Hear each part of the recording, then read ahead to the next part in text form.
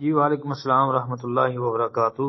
یہ حضرت رقانہ رضی اللہ عنہ سے جو روایت ہے نا کہ انہوں نے اپنی بیوی کو طلاق بتا دے دی، پھر نبی علیہ السلام سے اس کا تذکرہ کیا۔ نبی علیہ السلام نے ان سے پوچھا کہ اسے تمہارا کیا مقصد تھا؟ انہوں نے عرض کیا ایک طلاق دینے کا۔ نبی علیہ السلام نے فرمایا قسم کھا کر کہو۔ انہوں نے قسم کھا کر کہا کہ میرا یہی ارادہ تھا، تو نبی علیہ السلام نے فرمایا تمہاری نیت کے مطابق طلاق ہوئی ہے۔ مسند احمد۔ یہ مطلب بھائی مسند احمد میں بھی یہ روایت ہے، سنن نبی داود کے اندر بھی رکانہ والی روایت موجود ہے، اور بھی کئی کتابوں میں آتی ہے۔ اچھا، لیکن اس روایت میں اختلاف ہے اس کی صحت کے متعلق۔ بعض اہل علم و فضل جو ہیں وہ اس پر جرح کرتے ہیں، بعض کہتے ہیں کہ یہ صحیح ہے۔ امام دار قطنی رحمۃ اللہ علیہ نے جو ہے وہ امام ابو داود کے حوالے سے یہ کہا کہ ابو داود نے کہا وہذا حدیث صحیح، کہ انہوں نے اس حدیث کو صحیح کہا ہے۔ یہ امام حاکم وغیرہ کے نزدیک بھی ایسا ہی ہے۔ تو بہرحال یہ یاد رکھیں کہ یہ روایت مختلف ہی ہے۔ اگر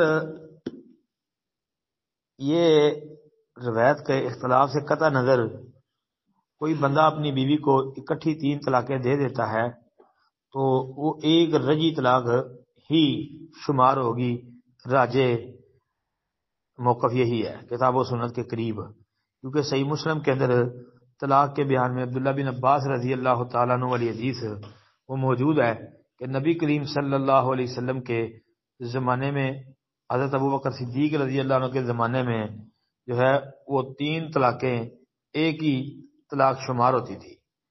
اور صحیح مسلم میں یہ لفظ بھی ہیں کہ حضرت عمر رضی اللہ تعالیٰ عنہ کی خلافت کے ابتدائی 2 سالوں تک بھی 3 طلاق کو ایک طلاق شمار کیا جاتا تھا۔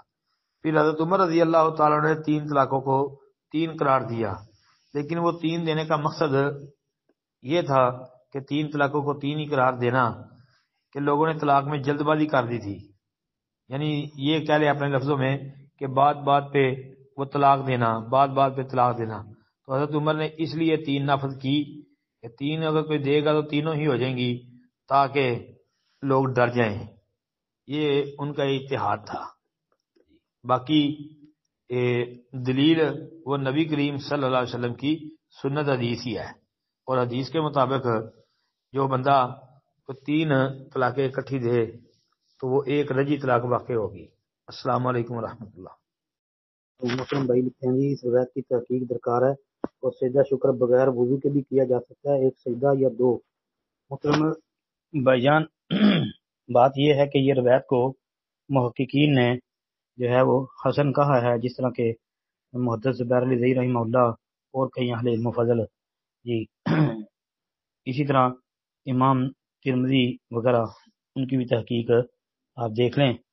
تو یہ روایت جو ہے کہ انہو کان اذا جاءہ امر سرور او بشر به ہر ساجدا شاکرا للہ، کہ ابو بکر رضی اللہ عنہ بیان کرتے ہیں نبی کریم علیہ الصلوۃ والسلام کے پاس جب کوئی خوشی کی خبر آتی یا آپ علیہ السلام کو بشارت دی جاتی تو آپ صلی اللہ علیہ وسلم اللہ کا شکر کرتے ہوئے سجدے میں گر جاتے تھے جی۔ تو سند حسن انشاءاللہ ایک بات۔ دوسری بات یہ ہے کہ یہ بات بھی یاد رکھے کہ سجدہ شکر ایک ہی سجدہ کرنا ہے جی۔ یہ دیکھیں نا ہر ساجدا شاکرا للہ جی، یہ ایک ہی سجدہ کرنا ہے جی۔ السلام علیکم ورحمۃ اللہ۔